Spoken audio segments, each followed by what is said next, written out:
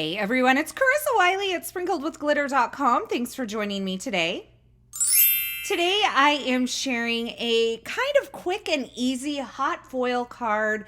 This features new products from Erin Creative, and today we are celebrating with an Instagram hop. You can check that out over on my Instagram, and I'll have that linked in the YouTube description. And I am going to use this Nordic frame trio. Now, the thing I love about this is it's available in hot foil, stamps, and there is a coordinating die. And I really do think this is one of those things that you could use throughout the years. If you change up the color of this card, I think that this frame is really an evergreen type of product. Now I am going to use that frame, and I'm going to nestle in a couple other sentiment hot foil plates. These are all from Erin Creative, and I'm going to let those heat up on my Glimmer machine. Now once the platform is ready, I'm going to go ahead and hit that timer button. And once the timer button stops blinking, I'm going to lay my foil pretty side down, facing the pattern of those hot foil plates. I'm going to add my Concord and 9th smooth white cardstock.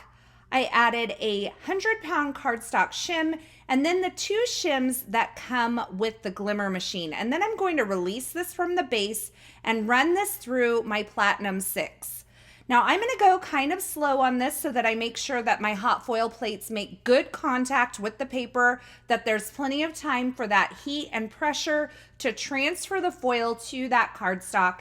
And once I've run that through, I am going to remove this from my platform, and I'll remove the hot foil backer. Now I got a really beautiful foiled result on this paper, and this Concord and 9th paper is one of my favorites for foiling. Now, all of these hot foil plates have coordinating dies, so I'm going to go ahead and line up the sentiment dies first. I'm going to hold them in place with a little bit of removable or low tack tape, and I'm going to run those through my Platinum 6 to die cut those. I'm just using a standard die cutting sandwich here. I know you guys are used to me using a different die cutting and foiling machine, but I wanted to show you that you can get great results with all of the die cutting machine and foil platforms on the market. Now, I didn't end up using this particular sentiment here, but I wanted to make the most of my passes through my hot foil and die cutting machine. So I went ahead and foiled a couple of sentiment options. And now I just wanted to quickly show you how beautiful the stamp version of this Nordic frame is also. So I'm just placing this in my Misty stamping tool, inking it up with the Deck the Halls ink from Catherine Pooler, and then I can use the coordinating die to die cut this out.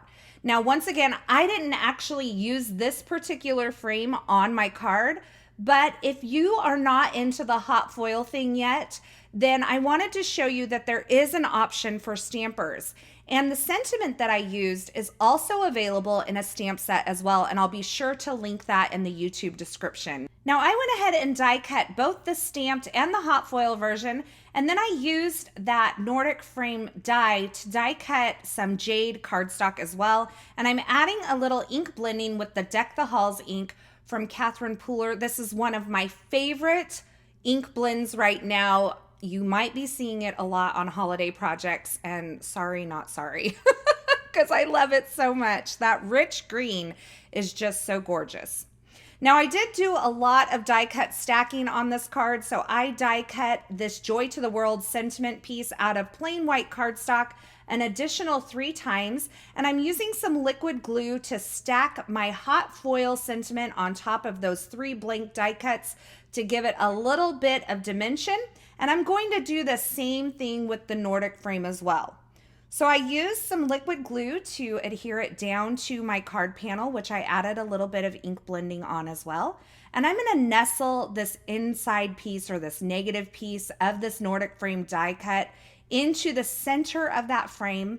And now that I have my first frame on my card front, I'm going to go ahead and start stacking up additional layers to add dimension. So I think I did about 3 layers of the plain white die cut, and I'm finishing the stack off with the foiled version of this Nordic frame. I'm going to add a stamp block on top and let it dry so that it makes good contact as it's drying. And then I added some glitter drops. These are the Ruby glitter drops from Pinkfresh Studio. I added them to the berries that are hot foiled around the leaf, and I added a few inside the frame as well. And I finished the card off with that stacked up hot foiled and die cut sentiment there right in the center. And I just used a little bit of liquid glue for that. Now I felt like it needed one more thing, so I created this vellum bow from the Pinkfresh Studio Artistic Bows die set, and I just placed that right onto my frame, and that finishes off this very beautiful holiday hot foiled card. This is a relatively easy card, and if you wanted to skip all the die cut stacking, you could definitely do that to make it even easier. But I absolutely love this delicate foiled sentiment along with that beautiful foiled Nordic frame. Now, as always, I will have links to the featured products used in this project in the description at YouTube. So if you're looking for something in particular, be sure you check there.